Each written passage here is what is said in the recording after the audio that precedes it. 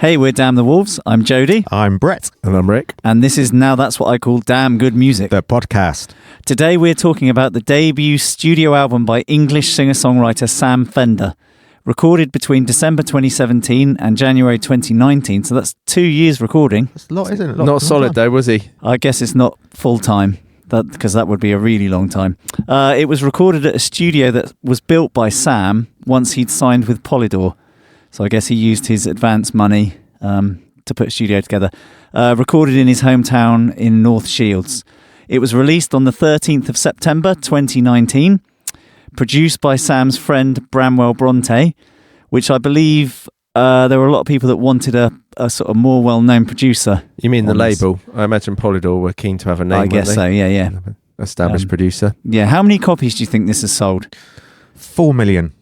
Blimey. Cool. I don't know if things sell like they used to, so I'm going to say quite low. Yeah, because this is in the era of streaming we're now in. And it's before Lockdown. COVID and all that stuff.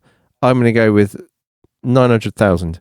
It's sold in excess of 300,000 is what I could discover. So, 900,000 is in excess of 300. Yeah, I would guess that... So's Brett's, to be fair, whatever he said, 40 million. I would guess that 14 million. How did I get that so wrong? I would guess that it's actually probably higher than that now. And they do take into account streaming as well, don't they? So No, they don't. Not into that. Into sales, do they? Yeah, I think they do. Isn't it just downloads? Does anyone download it on iTunes anymore? So many streams equates to a sale or a download, I believe. Is it like the royalty? Because then it would be something like 3 million streams equals one sale. As we know, you've got to have a billion streams to get £1. It's someone's making some money somewhere. Someone is. I had a nice chat last night with someone involved in the music industry about the CEO of Spotify, but I can't use any language that we can repeat on here. So, in fact, Sam and his album uses the similar language in the lyrics to this album. So Sam maybe uses a couple of curse words that we may have to put the black sticker on for this podcast. I might just come out and say them. You do that, Brett. Let's just hang today. Oh dear. Okay. So I don't know whether you two know much about Sam Fender and his kind of backstory. Not the backstory. I think the front story. I mean, I don't know his history, but I'm certainly become a fan of him as a person and a proper lad, isn't he? Yeah, I'm aware of a little bit of his upbringing and his life. Yeah, but very tough upbringing. I can imagine where his upbringing, where he came from, and obviously lyrically, it talks a lot about youth and the struggle and everything. Yeah. So just very briefly, he was abandoned by his mum when he was 8. She moved away, left him with his dad, and then his stepmother kicked him out of his father's house. Oh. He was bullied for being overweight and unathletic as a child. He didn't live back with his mum, and he was he did, he reconciled with his poverty line mum stuff, wasn't it? And yeah. But it was really tough upbringing. Do you know what? Listening really to the lyrics, I've really connected to the lyrics, and I didn't realise he was so much of it was about him and his. It was almost like whether he was a third person. He was talking about people in general or something. No, I believe a lot of this is his story. Is his reality. Do you know what I didn't know? What? There's a North Shields. Never did he? You knew didn't he come South from South Shields? Shields? North Shields. Well, North Shields was his hometown, I believe. Well, South Shields is a place, isn't it? It is. Presumably, if there's a South Shields, there's always a North one. But every town's got a North and a South. There's got East and a West as well, isn't it? Yeah, but you could have a town called Eastley. It doesn't mean there's going to be a Westley. It's a good job that we're not doing a geography podcast. I am actually doing one on the side. Oh, okay. Yeah, so that's what you're using a bit of that. Yeah, I'm trying to bring it in. I will promote it later on. Okay. Yeah. And then he started learning guitar at 7, was proficient at 10, writing songs by 14. Wow. And apparently the album that he learned to sing to was Jeff Buckley's Grace. If you're going to pick an album to try and sing along with. Yeah, but I mean, you can hear that in his singing style. Especially there's certain songs at the end of this album where it's just absolutely incredible. Yeah. And at 18, he was spotted playing a set at Lowlights Tavern where he was working by Owen Davis, who was Ben Howard's manager. Okay. Yep, which is where he kind of got his break and was taken on by Owen. And, the rest is kind of history, as they say. Cool. Okay. So should we get stuck in? That's about all I knew. When I said I know a bit about his past, that's it. Cool. So I've taught you nothing new. Nothing new apart from the North Shields You've thing. taught me everything. So I didn't know any of that. Everything I know. Track 1, Hypersonic Missiles. Don't you want to? Where were you when you first heard this? Oh, sorry. Yeah. Let's do that. You're not sticking to the routine. Sorry. Oh, this is modern now, isn't it? So we're, it's all. I have the radio on all day. When did you last hear this, Brett? Tuesday. Oh, about 9 o'clock this morning. No, I meant first. I meant first. All right, I'm tired. You are tired. You're a grumpy little prick today. You've been grumpy since I'm not grumpy. I'm tired. Grumpy since you turned up before we pressed the buttons. Teasy is the Cornish word for it, isn't it? I'm just a bit sleepy. Why? Any reason why?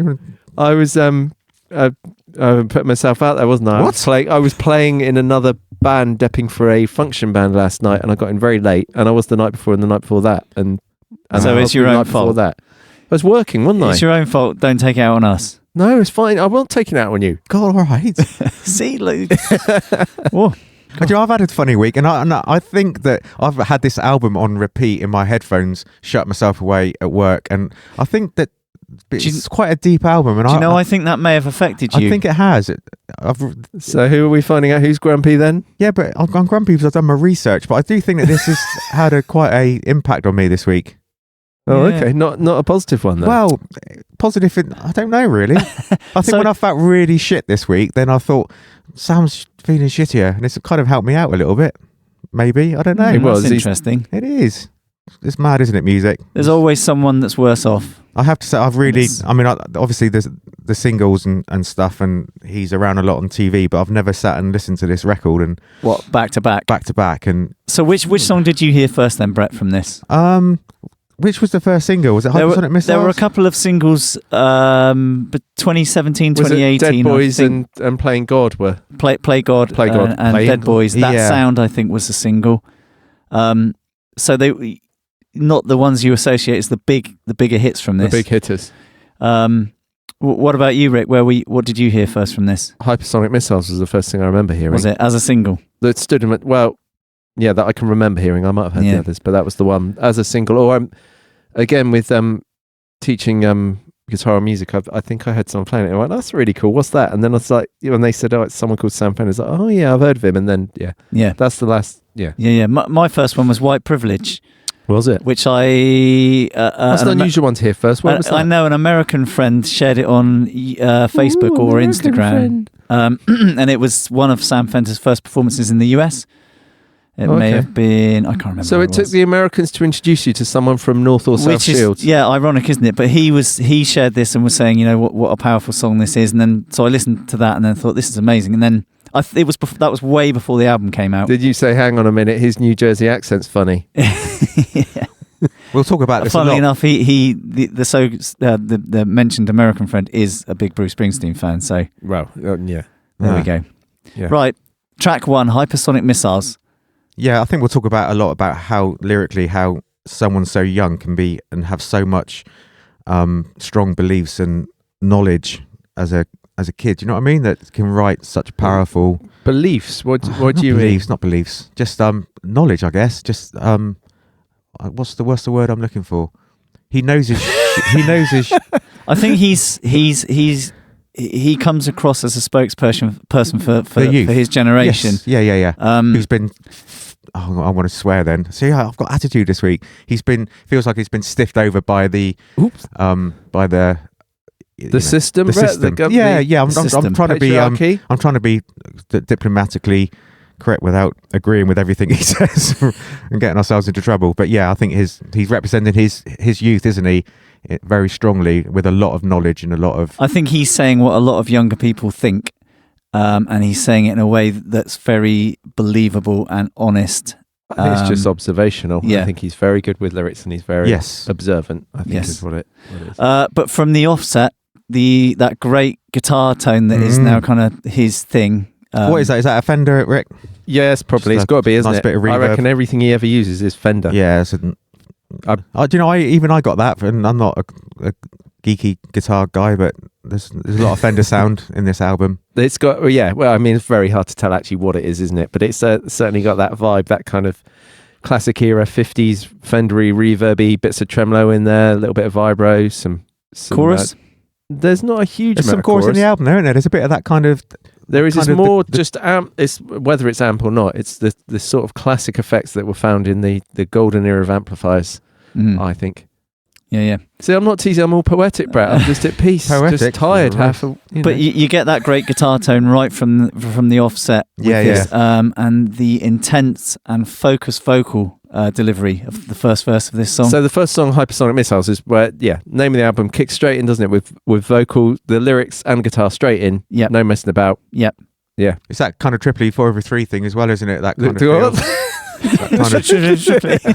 You tripped over that. Yeah. What's that called when you say a word that sounds like what it describes? There's a word for that. I don't know why I'm asking you two that. All right. Can you write in and tell me what that's called? I knew what that was. You know when you say a word that sounds like when you say Hoover, well, that's a brand. It sounds like what you're doing, what it describes. Yeah. Anyway, carry on. Sorry. Yeah, so it's that kind of, isn't it? That feel. Yeah. What's going on in there, Brett? Just demonstrating. We're not sure what you're Which doing. I like. What was that? It's a nice feel to be able to get your lyrics across, isn't it? That kind of gives you that space. And I mean, I think as soon as the toms come in and you've got that kind of full band around supporting the vocal. But the full band doesn't really. You got the toms, and then there's another gear shift, isn't there, where the band does come in? But it's that section where it builds to the chorus, doesn't it? Yeah, yeah. For me, the mix is really, really like bang on. Yeah. The weight of the toms, the feel of the toms adds to the intensity of the vocal delivery. The bass is obviously just a very simple kind of, ding, ding, ding, ding, ding, ding. I going back to what Brett was saying about that rhythm. I think a lot of the time that can sound a bit tired and a bit stale, and it doesn't. It never occurred to me in this that it's like, oh, not that again. That's doing good. A lot of those songs that you hear that thing is where there's those overproduced kind of big productions. The Coldplay, the U2, they've had that, and you just think, it's too much. But the way that they've recorded, and maybe it's because it's that studio, the make vibe, the lo-fi kind of vibe, where it just feels. I actually organic. think it's very produced, but in a very clever. It's just not a massive palette of sounds. It's cleverly produced. The drums in the verses, Brett, has got a lovely snare buzz on it, hasn't it? Mm-hmm. Yeah. I thought I was listening to it again this week. I was thinking you're gonna love that. Yeah, there's a lot of drum machine throughout this album, isn't there? Yes, but there's a few where you can tell. Or is there? There was only one obvious one for me. We'll talk about that as we go through. Could be wrong, obviously. It's only my ears. Don't trust me. Christ. And then the build going into that first chorus where you get the acoustic guitar coming quite prominent in the mix, which is who do you think it sounds like, Jody? I know you're going to say this when you get that the acoustic kick in and it widens up. Oh, it's bang, Bruce Springsteen in the No. Oh no, it's Tom Petty then. Surely. Well, the great. But the whole. Yeah, the overall the whole production of this is Bruce Springsteen for me. Well, there's a lot of Bruce we'll talk about Bruce. Yeah. There's a lot of Tunnel of Love era Bruce. Nebraska, I think there is some Nebraska on here. There is, but his influence on Sam is all over this. Yeah, no, I wasn't going to say. I don't mean that in a negative way either. There's a load of Springsteen about this, but I just think that moment that you're talking about going into the chorus of this, it just sounds so Tom Petty. Okay, in a great way. Where the acoustic comes in, the big chords, the stereo spread of guitar layers. It opens the sound right up, doesn't it? Just every time I hear that, I go, yeah. A bit of young Tom Petty. And then obviously his voice jumps up the octave, which gives it that massive impact as well. Yeah. His high tenor voice is high, isn't it? There is this high. I've written down a bit further down in the album. The one thing I will say, and it's not a negative, but that tenor kind of highness it has, sometimes I find it hard to pick out. I think there's quite a lot of reverb sometimes, and I just find some of the lyrics hard to process. I'm myself squinting, going, I want to know what you're saying, but I can't quite make it out. Not on this squinting. Song. Are you reading them? No, just squinting in my ears. My ear. Sorry, you're an ear squint there. When I struggle to listen, I squint my eyes. Sometimes find it helps. You got a new phrase there. I'm having a bit of an ear squint. But you see, for me, his when he's in that real high range of his, it's a really clean and strong note. Mm-hmm. Yes, it doesn't thin out. A lot of people's voices when they go up high goes thinner, and I think Sam he maintains that kind of weight. Has he had a couple of vocal problems, Jody? You know, you're well up with the factoids. Not that I'm aware of. Did I read somewhere that he had bleeding of the vocal cords at some point? Wow, that sounds sore. That sounds harsh, doesn't it? Or was I reading something else? Never mind. No, I might have that wrong. I might have that wrong. He's I've never heard a bad performance from Mr. Fender. So yeah, you get that big chorus, the high vocal, and then it drops back to that kind of darker verse feel. Can we talk a little bit about the lyrics? Because firstly, I love this song. I love it. Yeah. Do we all agree? We all love it. Oh, I love it. We all love the song. Okay. Yep. I love the lyrics. Yep. I love them. Something I really love about these lyrics, because they're very, very observational. They're very cleverly worded. Yep.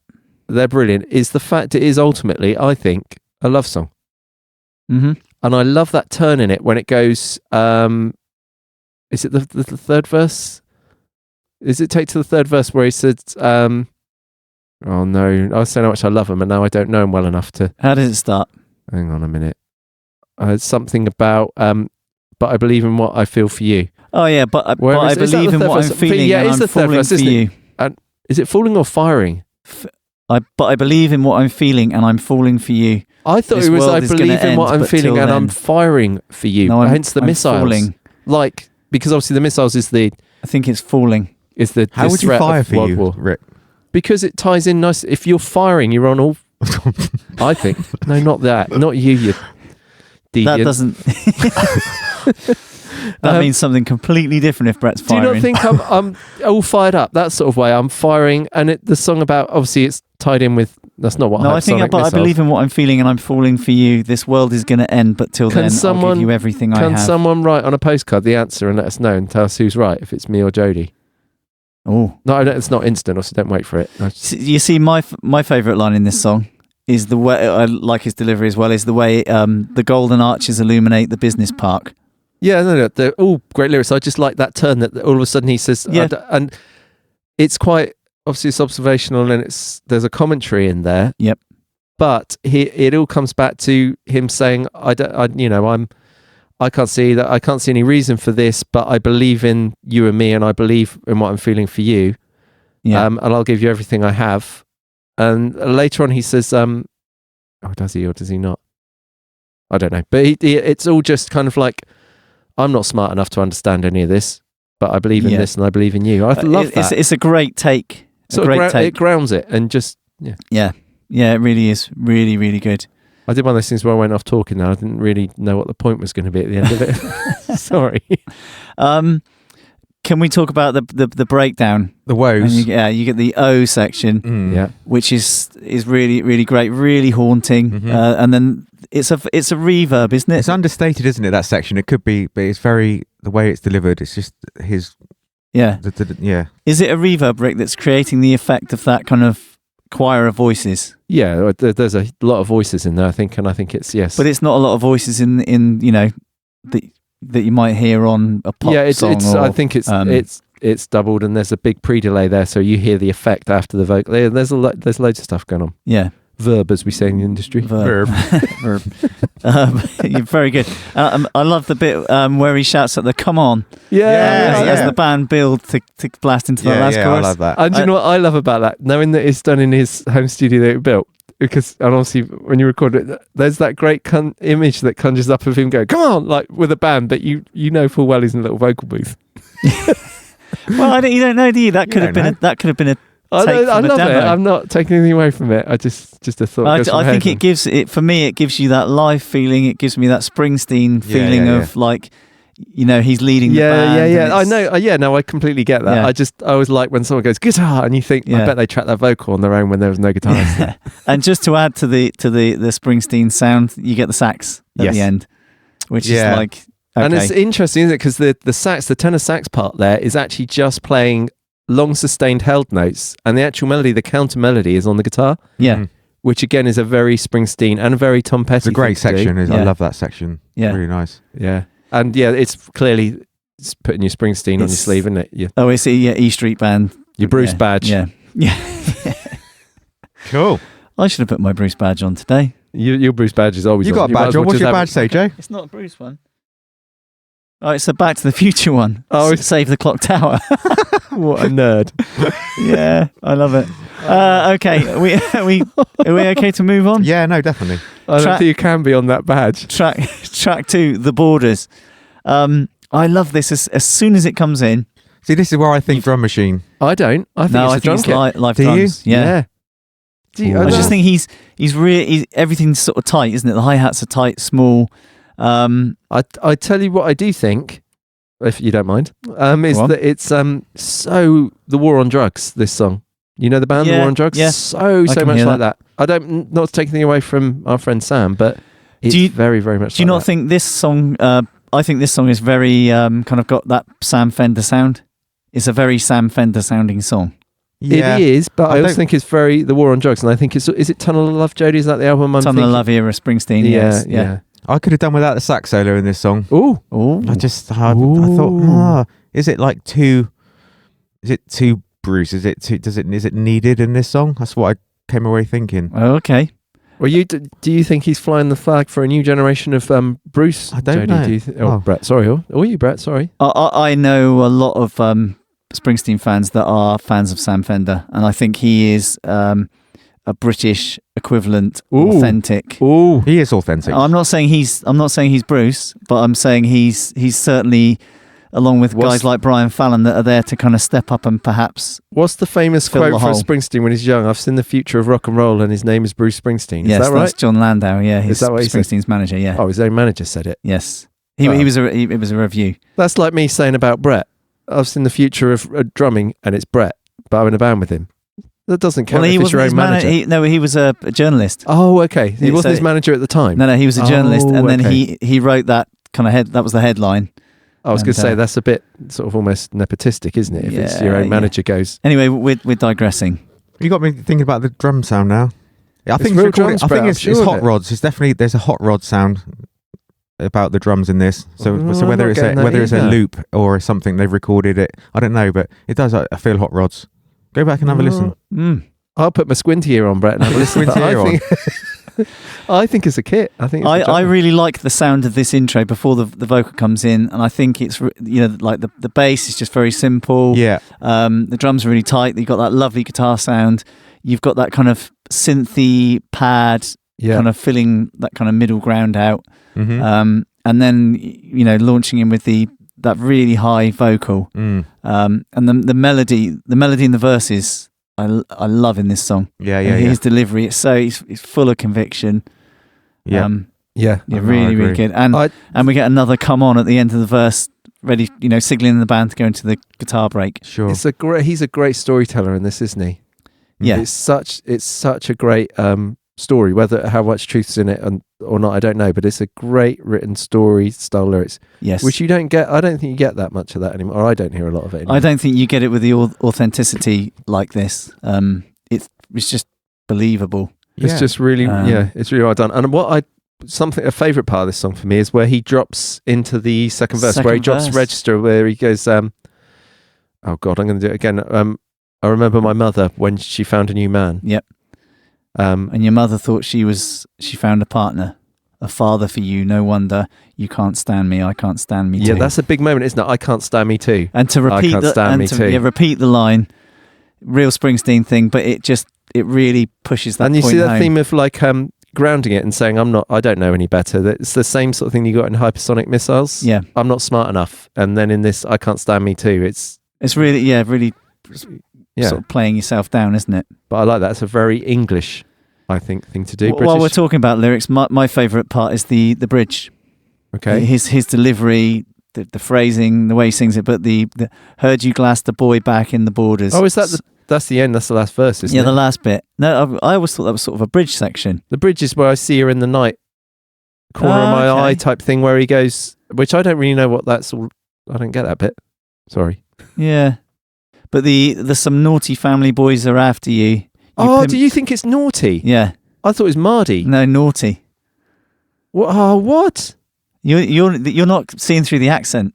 I thought Mardy, like what's his name from Alex from Arctic Monkeys, Mardy Bum. Yes. And I thought that's what Mardy Like Teasy Boys. No. Like Mardy is like a northern... No, naughty. I mean, you know. Oh, yeah, no, I know what the word naughty means. Yeah, heard you glass the boy back in the borders. Yeah, well, I've heard you say the words naughty boy before, Brett.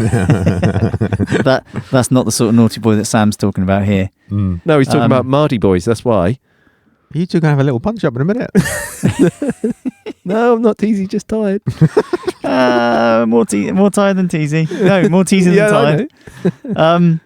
But I love the way he sings the line, "We ain't got a penny between we," which is his accent really coming through. He's proud of he's proud of his roots, isn't he? He's proud of everything to do with where he comes from, and he's not hiding. Which is North or South Shields? North. Okay. We think South Shields. Yeah, I love that. In the way you get bands like Biffy Clyro bringing that real Scottish dialect out it sounds great. And the Proclaimers. Yes. Yeah. Sorry. I'm number one fan over there. Heard a Proclaimer song yesterday, randomly. God. My Edinburgh, is it? It's a big song, and it's very, very... I don't know going off. Yeah, it's totally about, talking about being proud of where you come from. Well... yeah, off topic there, but yeah. Okay, let's move on. We should have off topic a little bit. We should have a checklist of random things to try and get in there. I guess it's kind of musical. It's not as random as it could be, but Proclaimers was quite yeah. White privilege. So track 3, White Privilege. This is the first song I heard. From your American Springsteen. God, this is deep. This song. Isn't it? I love this song. I do. I absolutely love this song. I pasted all the lyrics out. I'm not going to quote any of them. What did you do? I pasted the lyrics to this song out just because I wanted to hear it and try and read it and try and understand about it. But there's some very deep kind of opinionated stuff which I agree with. All of it. Oh, do you? Most of it, yeah. Yeah, cool. Okay. I think it's really, really well written. Yep. Really well written. The simple guitar part, I think, really supports the lyrics and the vocal. In a way. Layers of vocal. The production is really nice. The layered vocal throughout. And there's a background vocal on the outro. Have you picked up on this, Jodie? That sounds to me is very, very. I know I've got to stop saying it, but very, very Nebraska era Springsteen. Yes. Yep. That's what. Yep. Yeah. I can really. Yep. That distant reverby kind of thing that Springsteen did on that 4-track on. Yeah. Great. Yep. And sorry, and the little acoustic guitar touches are nice when they come in. Yep. Yeah. Really good production. Simple but very, very tasteful.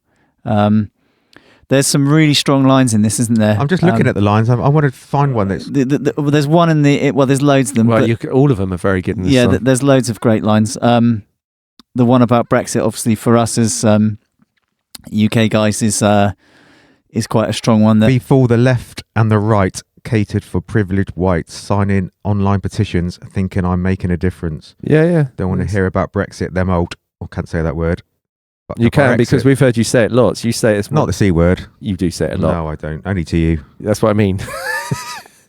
Yeah, strong stuff, isn't it? Yeah. How it's delivered and just, Yeah, but the line that comes after that, my generation was duped, the youth were left out the loop. Very, very strong. Yeah. Left completely bereft, all of that stuff. Yeah, absolutely. Yeah, hard hitting, brilliant. And my favourite bit was probably the ending. Because I'm a white male full of shame. My ancestry. Oh. Yeah, easy for you to say. Okay, I couldn't sing this song. And their evil is still not gone. Their evil is still not gone. And it's so powerful that line is repeated, and it really just a little bit like a English Zach de la Roche. Huh? It's kind of like a chilled out. Yeah.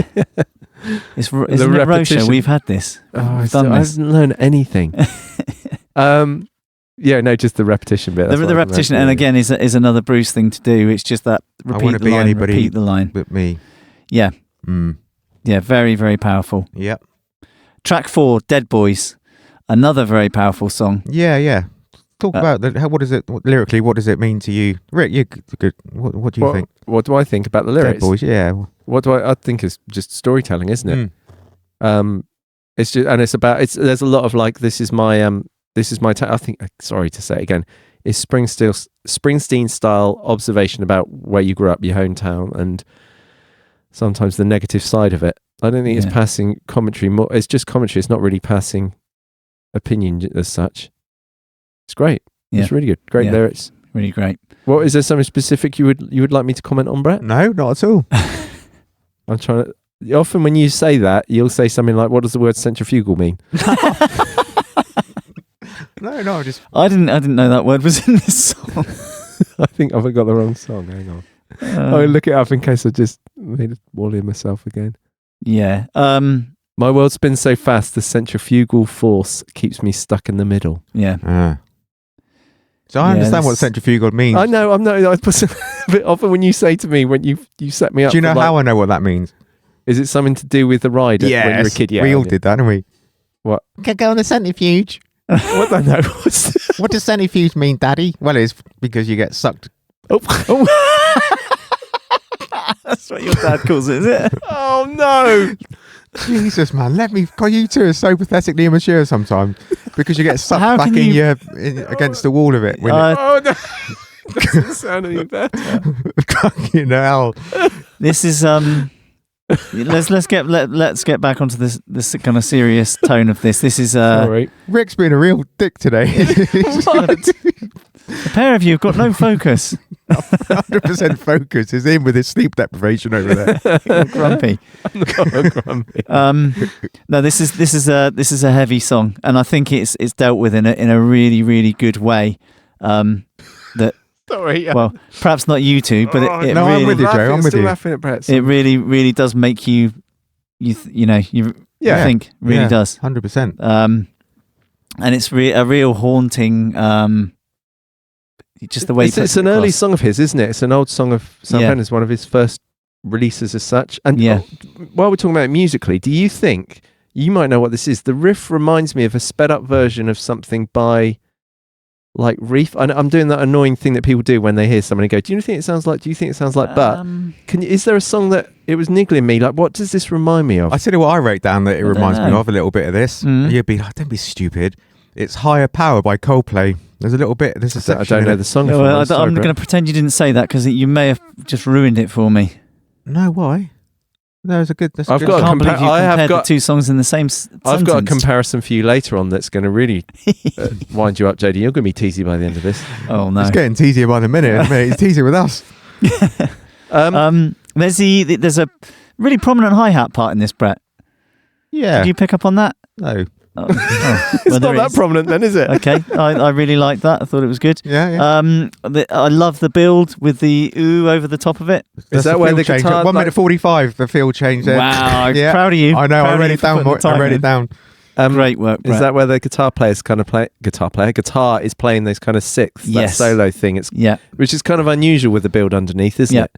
This is the song that I actually did make a comment on, struggling sometimes with that higher range to hear and pick out some of the lyrics. Okay, but no, it doesn't take anything away from the song. I think when it really kicks in, like I love the pace of it. Yeah.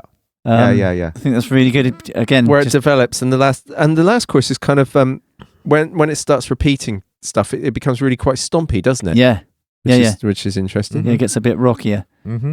Yeah, it's really good. Or was it Lately Stomping by Reef? That'd be good if it was, that's wasn't it? Lately Stomping is the one with the wire, isn't it? So wow, wow, wow, wow, wow. It's got like the funky bass line. Oh, wow. I don't know. I just remembered they had a song called Lately Stomping. I thought it'd be quite nice if it was that. It's not, is it? I don't even know if it's Reef. I'd like to do that album one day. Anyway. What, Reef? Yeah. We're not digressing again. We are. Track 5, You're Not the Only One. No, I'm going to say something now. Oh, yeah. Do you not think "Dancing in the Dark"? This is in the first 3 seconds of the intro. Just the first. What, with the synth? Just the first chord, the first 2 seconds of the song. As soon as I hear it, I think that's "Dancing in the Dark." And I don't hear that. Not in a bad way. It's an influence. It's good, but that's why I heard it, so I wrote it down. Okay.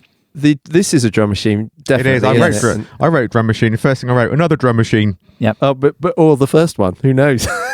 Who knows? It's a really nice effect having the drum machine, though. Hearing that. I thought it was quite fresh, but Brett didn't.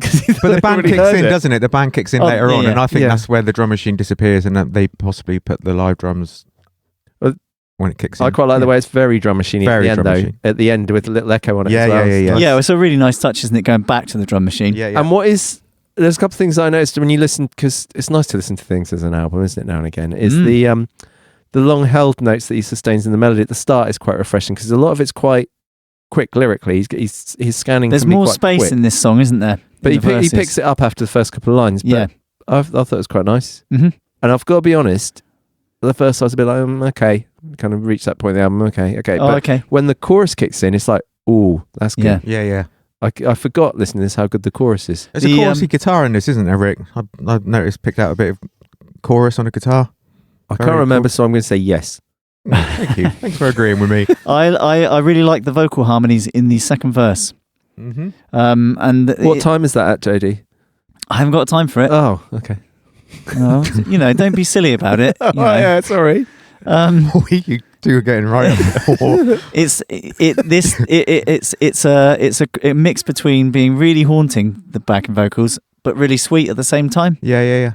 It's really nicely done. Another sax solo in this, isn't there? There is another sax solo. There's also a nice little bass run in the second part, the second verse. I heard the bass run in this, which is the first time you're aware that there's a bass. I totally get that, Joe. I heard that as well. Really, really tasteful. But you think it's the first time that actually I love what the bass player's doing. He's just serving the songs, isn't he? He's just there to. I think actually Sam might have played bass on some of these songs. Oh, really? Ooh. Yes, I think the drummer Drew Michael is kind of on most of the tracks, isn't he?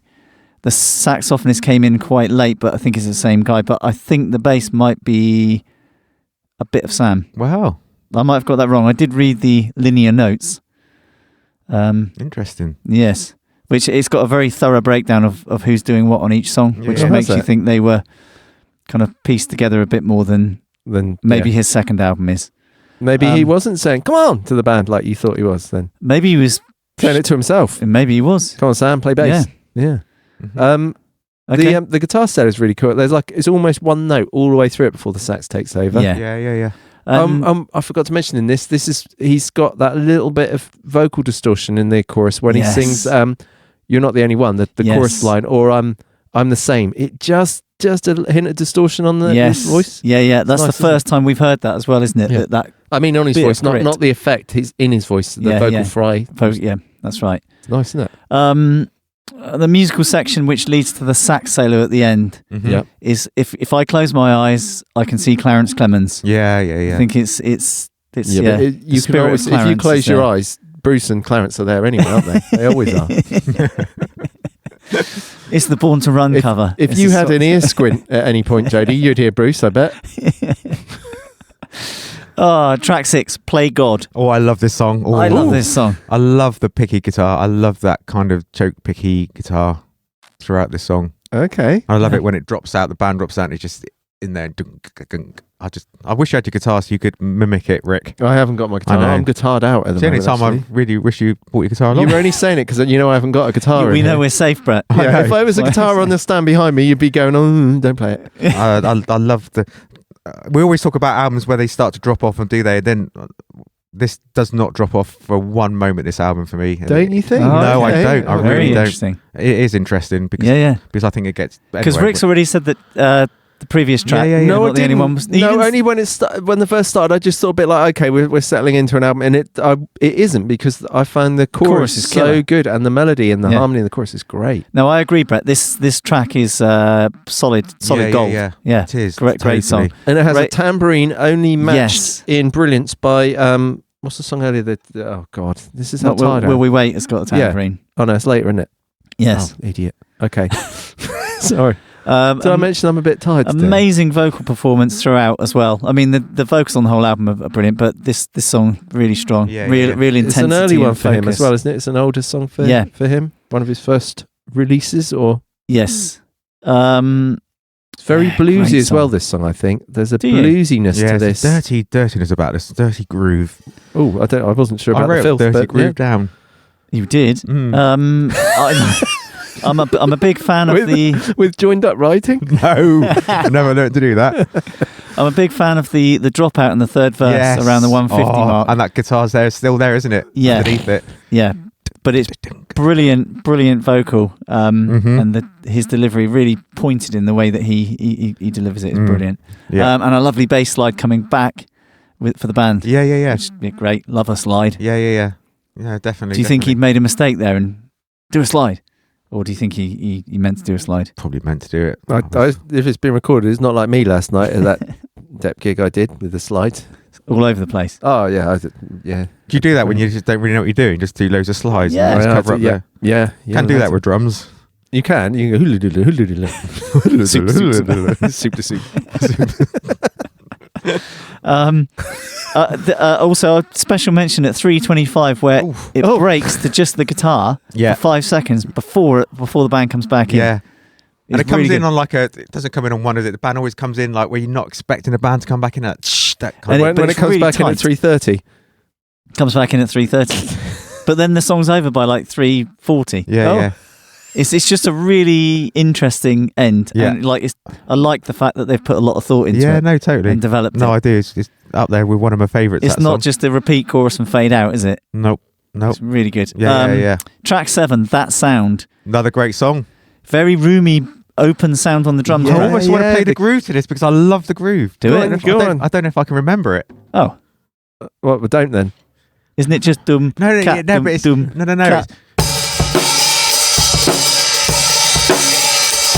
It's that kind of that dum. Is it that?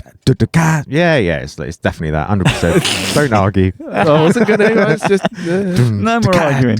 It's something like that. It's very, very cool. I love it. That's definitely a real kit. That's definitely a real kit, but a big sound. Love the sound. Love the sound. Love the REM reference in the lyrics to this one as well. Yeah, but I like the fact it could be either. He says, was he's somber morning or something, where he's not sleeping and he stood up. I'm dying for REM. So does he mean rapid eye movement? Does he mean the band? Who knows? Is that bit? What's the line before where he's left the best bit under the sheets?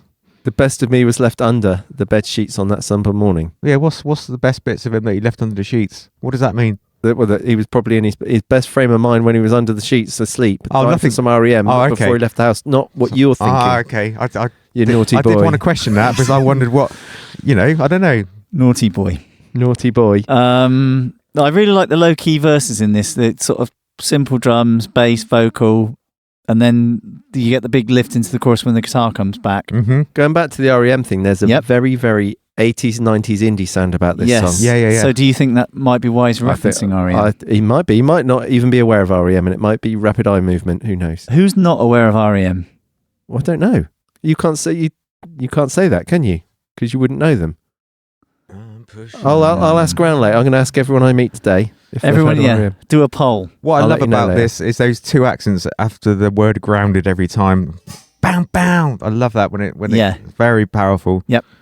Simple but powerful. Yeah, I love that. Love that.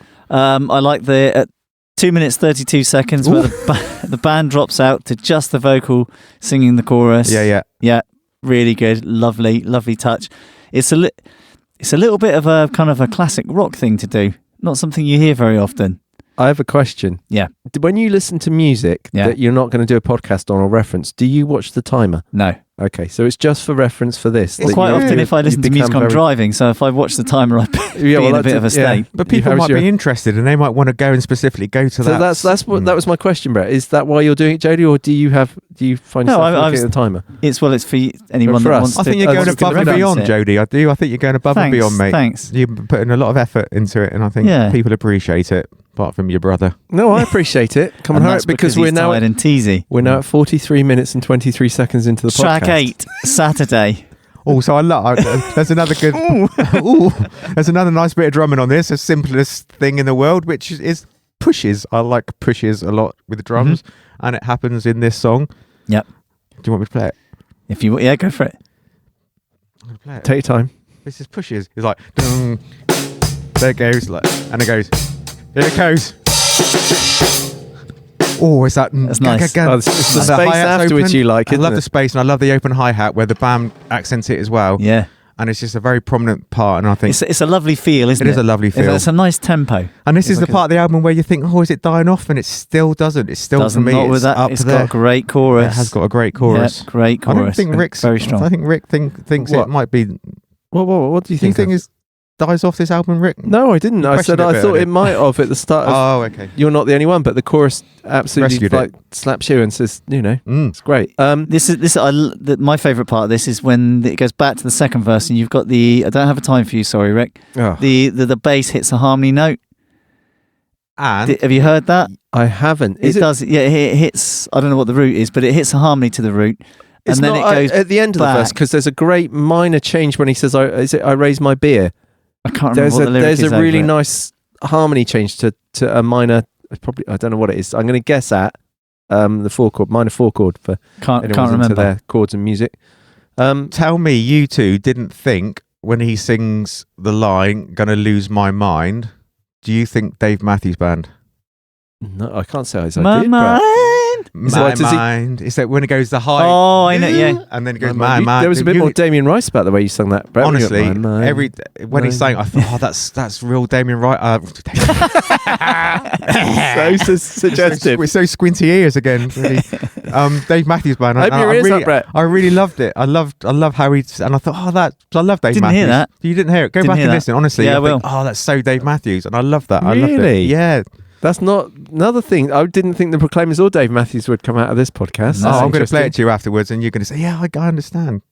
Yeah, probably. Okay. Yeah. What we're referencing, we've done a lot, which is not fair on Sam, really, because he's great. But there's I feel there's a bit of Paul Weller about the lyrics in this. I think they're very Paul Wellery. Yeah, Wellery? Yeah, I can see that. Paul Weller, man. I think there is no shame in having influences and wearing them on your sleeve, a Back to the Future badge. Because his success speaks for itself. He's obviously endorsed by Bruce because he supported him, didn't he? Yeah. So that's a big thing. And Fender. Yeah. Anyway, he's got a Fender endorsement as well. Do you think that's just with a name like that? Yeah. If he was called Gibson, I don't think Fender would have.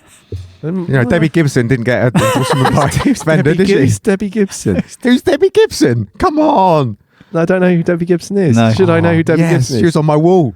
Oh God! She was definitely on my wall. No, she wasn't. She was 1980s. She's still fit. She's 1980s American singer. We haven't got time for this today. I've never heard of Debbie Gibson. She never had a Fender endorsement, is what I'm saying. She didn't get a Gibson endorsement either, but she never played guitar. Thanks for that. Why have I gone so off tangent? Don't know. Track 9, Will We Talk? This is a great song. I love this song. I loved this song for a lot of years. Not that many, because it's not been out for many years. But this I love this song as soon as I heard it. Yes. There's nothing not to like about this, and without punky, fresh, energetic. Yep. Mm-hmm. But production's great. Without the comparison again.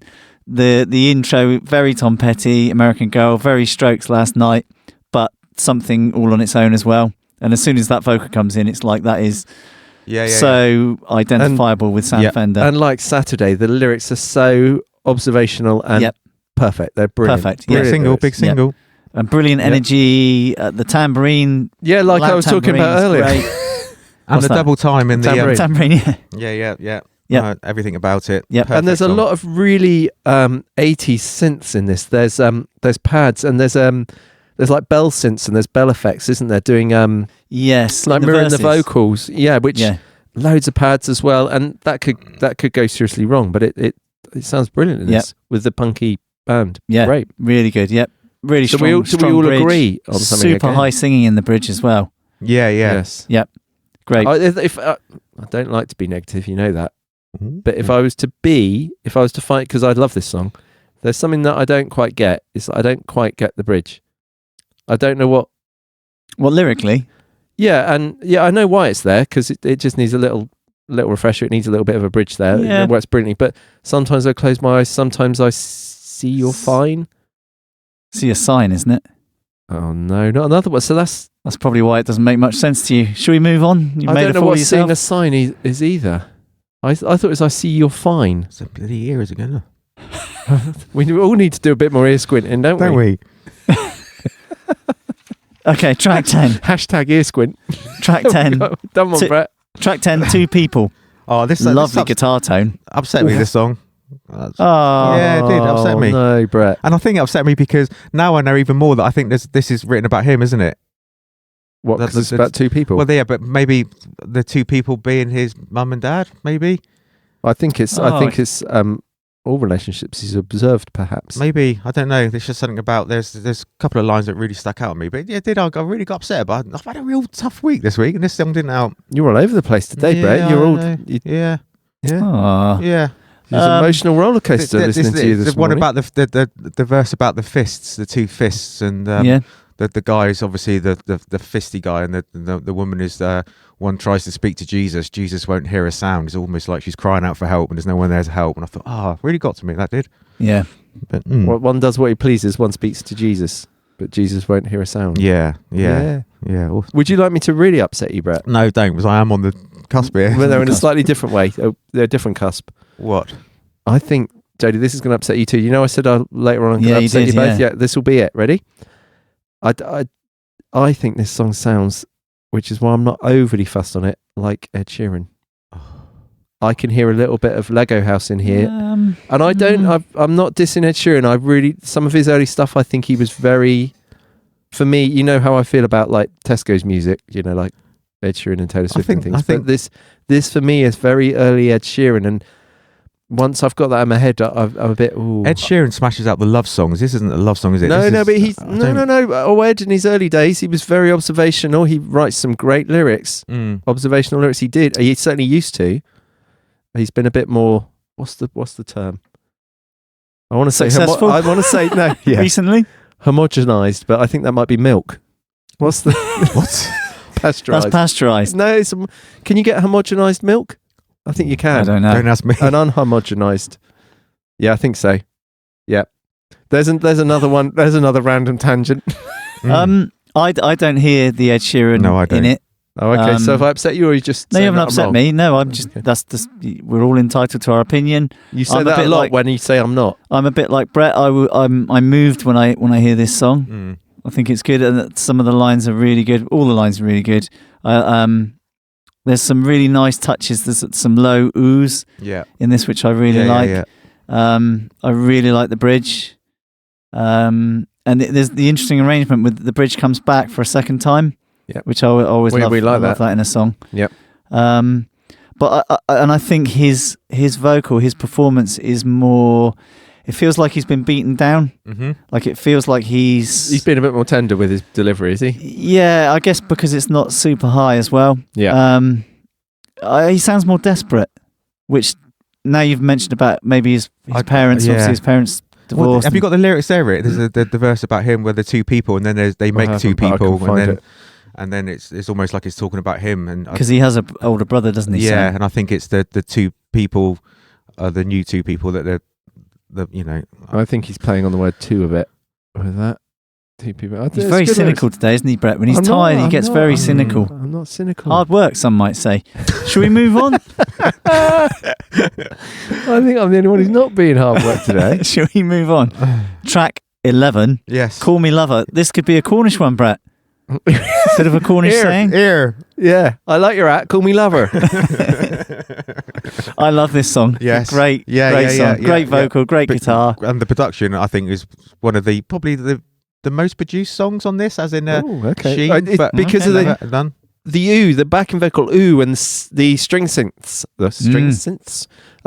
I love all of that. That's quite big production, isn't it? It's nice. I just laughed at my notes because I said I love the big, and I meant to say Wooly kick drum, but I put Wally, the big Wally kick drum. Wally. Just a bit of a spelling thing. You shouldn't call yourself a big Wally kick drum. That's the sort of thing I could hear you doing in sound checks. Would you like to hear the Wally now? The Wally drum. No, I do like the drum sound on this. I like a big open drum sound, bass drum sound.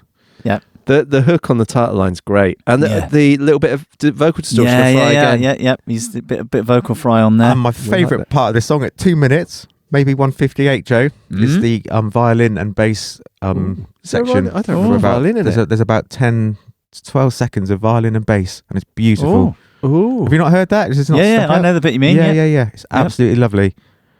Cool. I like that. Yep. Great song. He doesn't. It's not a favourite of Sam's. Did you know? Really? Yeah. I love the way he delivers Lover once. back in the later on in the song when he really shows off that low range of his, that kind of he's got such an incredible range. The last two songs really do it for me with his where you can talk about his amazing, and we go on about the Jeff Buckley influence and how he learned. You can hear that here, but he gets the opportunity to show off that. So let's move on to track 12. Because that is fast. Very, very Jeff Buckley for me. The falsetto notes at the end is very Jeff Buckley. Yeah, So track 12, Leave Fast, the big 50 sounding guitar riff in the outro. My highlight of the album. Is it? My highlight of the album was the guitar, that real 50s Really? guitar. Beautiful. Yeah, absolutely Beautiful. Absolutely stunning, and it sticks with me every time I hear that, and I'm like, oh yes. It's just a great classic sound. It's got this huge amount of reverb. It's got that wobbly. There's some movement in there, isn't there? Yep. Some modulation. Is it? What Fender called tremolo, which isn't. But yeah, it's really and it's mixed loud as well, but it's like in your face, like and it really like a modern day pint and a half, Brett. Everyone's going to understand what that's all about. Yeah, so it's a random reference, isn't it? When you did your 50s duo thing when you were younger, he had a big Epiphone, didn't he? With a bit, that's it. Well, the guitar going into the chorus here with that slight crunchy kind of breaking up tone. Yeah, it's beautiful. Guitar tones in this song are beautiful. I think the guitar tones in the whole album are very good. They are just Valvamps. They're very nicely captured and mixed, and done in a produced but also cool way. I think. Yeah. And I love the simple arrangement of this song. Yes. Yeah. And, and the imagery again, really good imagery, and the lyrics really nice. Yeah, really nice. This song, he does. Sorry, his observational images that he creates. They're just really good. Really good. Yeah. Basically, all I was trying to say is really good. This song sounds like it could have been an earlier one. Yeah, one of the older. ones. Okay. I don't know. I don't know. Just as I was listening to it, I thought this. I don't know. It's got more of that. I don't know, innocence or something. I don't know. Don't know. I've just, while you were saying that, I looked up. He is from North Shields, not South Shields. Yeah, North Shields. Yeah. Yes, you were right. Where have I got South Shields from? I know. Cheryl Cole. She's from South Shields. Who? Oh, as in the Girls Aloud. Yeah, South Shields. Oh my God. She's born and bred in South Shields. I'm proud of it. That's not. Sorry, you've How just. do you know that? She's about 20 miles from Sam. South she is. He's up north. Are you making this up? Or No. This is true. Why do you think I'm thinking of her? Yeah, I don't know what album we're talking about. She's from South Shields. Girls Aloud is next week, isn't it? I know my stuff. Are we doing Girls Loud next week? I thought it was Bewitched. Track 13. So final track, Use Live, which you don't really know it's live until you hear the audience at the end. Oh yeah. Is it live? No, I think it is live. I do think it's live. Yeah, I think. Because it would be complete blatant lie, isn't it, to put live? Well, lots of bands have done that. Who would do that, Brett? Who would release live albums when they're not actually live? Yeah, and then re-edit them. And re-sing them. And re-go in and do all the parts again. That would never happen, surely. We have. I don't mean we have. Do you think Peter Frampton did that, where Frampton comes alive? What? I wasn't going to pick on Peter Frampton. Why are you picking on Peter Frampton? That's one of the greatest live albums of all time, isn't There's it? a famous one, isn't there, by a band where it's very, very not live. I won't say the band name is. I know that one. Yeah. I know the one you're talking about. It rhymes with, What does it rhyme with? Piss. That's made Brett want to go. We better get things moving here. Sorry, Brett. I'm sitting here like You've put the idea in his head. Okay, so track 13, Use. Brett's got to get out and release a live album. Another low key intro. Yeah, and I'm going to be a bit controversial. I feel, for me, as I get towards the last couple of tracks of this album, I feel that the sound of it is beginning to get a little samey. Almost grating a little bit? Not grating. Oh, okay. Just a little bit samey. And I feel like I'm missing the energy that was in the first half of the album. Do you need a little like pick me up? Like I need the Borders at the end, or something. Or do you need another Will We Talk Again? Well, that was track 9, wasn't it? So it's quite late on in the album. But I think it's because the last 2 or 3 feel like there's a sound there, and I love an album with a sound. But it's when I listen to it, I get to track 13, and I always think, okay, I'm ready to move on now. It's interesting, isn't it? Because I don't think that, and I think it's down to how when you get songs that are deep and is like these last 2 songs, whatever is going on in your world and in your head and you're dealing with, when you hear an album that delivers 2 songs like that, I think you connect with them more than you normally would. Yeah. And I think for me this week, I connected with the last 2 songs more than pretty much anything else. Oh, really? That's interesting. Yeah. Maybe it didn't help my state of mind this week. So I've been a bit up and down. I wouldn't say teasy. I only said it because you said I was earlier. Processing and dealing with shit. Life shit. Yeah. I like. There's things I like about this song. I do like the song. Do you love? Do you love how his voice? Just there's moments where his voice. If I tried to do what he did, please don't. And I won't. But how he can make those sounds, but it can be so draw you in and so. The second verse in particular in this song for me, his vocal is really impassioned, mm-hmm. And I love hearing the piano. You know, that's a really nice touch. Yeah, there's not a massive amount of piano. A lot of synths and keyboards on it. Yeah, and I think this song again it just shows how good his voice is and the range and his ability to keep strong tone on the high notes and have a lovely warm tone down on the low notes. Very Jeff Buckley, but I love it. Yeah. But listening to it as an album, it's. Do you think it could have been an 11-track album and lose the last two songs? I do. Interesting. Have you how did Brett put that? Didn't connect with you. That's Brett's but it does connect with me because if I listen to these two songs, if you haven't done the album beforehand, is this an attention span thing then? Well, no, I'm alright. I'm alright with a long album, but you're alright with a long gig. You've been to see Springsteen loads lately. I can do a lot. I can do long gigs. You've done hundreds of hours at concert. No, I'm fine with that. I think it's the sound. It's because it feels like it's tailed off, and it's stayed. Which is a good. Is that a good way to go into? What's your favourite track then? What's your favourite track? What's yours, Brett? I don't know. It's really hard. Really hard. I love this whole album, and I'm really blown away by the album. I don't really. There's the obvious songs. I think we talk and stuff, but I think listening to the album all week. I just love the album. I don't think I could pick out something that. Go on, you got to. There's songs Someone that move says me. you've got to choose one album. There's a gun at your head. You've got to say it. You've got to say it. What you? I just deleted my fucking notes. You just said how much the album means to you. Sure, you can remember the songs. No, I can't. No, I don't know. I mean, I don't know. Two People.